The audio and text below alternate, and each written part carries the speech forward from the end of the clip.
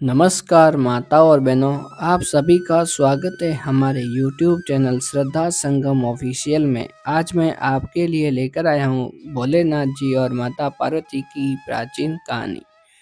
एक समय की बात है, पार्वती जी और भोलेनाथ पृथ्वी पर घूमने आए। पृथ्वी पर आते ही माता पार्वती की नज़र एक गरीब पति और पत्नी पर पड़ी, जो अपनी गरीबी से बहुत दुखी थे और वो अपनी आर्थिक समस्या के बारे में बातचीत कर रहे थे। यह देखकर माता पार्वती ने भोलेनाथ से कहा कि भोलेनाथ, आप चाहे तो इन्हें पल भर में अमीर बना सकते हैं। तभी भोलेनाथ कहते हैं, अभी इनके भाग्य में अमीर बनना नहीं लिखा है। ऐसा कहकर महादेव और माता पार्वती आगे चले और आगे चलकर माता पार्वती की नज़र एक अमीर साहूकार और उसकी पत्नी पर पड़ी और वह साहूकार और उसकी पत्नी अपने बच्चों को महंगे कपड़े तथा खिलौने दिलाने की बातचीत कर रहे थे। और उनकी बातें सुनकर माता पार्वती ने भोलेनाथ से कहा कि महादेव, मैंने देखा है कि धरती पर जो व्यक्ति पहले से गरीब और दुखी है, आप उसे और ज़्यादा दुख देते हैं, और जो व्यक्ति सुख में है, आप उसे और ज़्यादा सुख देते हैं। ऐसा क्यों? तभी भोलेनाथ पार्वती से कहते हैं कि देवी पार्वती, अब हम कुछ दिनों तक धरती पर ही रहेंगे। यहाँ रहकर मैं आपके मन की सभी शंकाएं दूर कर दूंगा।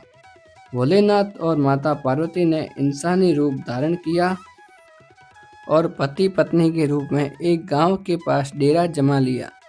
शाम के समय भोलेनाथ माता पार्वती से बोले कि पार्वती, अब जब हम धरती पर मनुष्य के रूप में आ ही गए हैं, तो हमें भोजन और पानी की व्यवस्था करनी ही होगी। तो तुम चूल्हा बनाकर रसोई की तैयारी करो, तब तक मैं भोजन की सामग्री लेकर आता हूँ। भोलेनाथ के जाने पर माता पार्वती चूल्हा बनाने के लिए बाहर से ईंटें लेने गई। इस गांव में तो बहुत ही सुंदर सुंदर घर है, यहाँ से मैं ईंटें लूँगी तो घर की सुंदरता खराब हो जाएगी। और थोड़ा आगे चलकर माता पार्वती ने देखा कि अरे, यहाँ तो टूटा हुआ एक मकान है, यहाँ से ईंटें लूँगी। तो माता पार्वती ने ऐसा मन में सोचा और ईंटें ले जाकर माता पार्वती ने चूल्हा तैयार कर लिया और महादेव का इंतजार करने लगी। महादेव के आते ही माता पार्वती बोली, महादेव देखिए, मैंने चूल्हा तैयार कर लिया, पर आप भोजन की सामग्री क्यों नहीं लाए? भोलेनाथ बोले कि अब सामग्री की कोई आवश्यकता नहीं है, क्योंकि जिस प्रश्न का उत्तर ढूंढने के लिए आप पृथ्वी पर आई थी, वो आपको स्वयं ही मिल गया हो।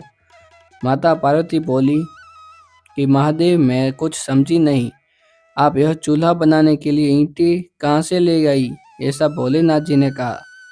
महादेव, गांव की कोई टूटे हुए पुराने मकान से मैं यह लेकर आई हूँ।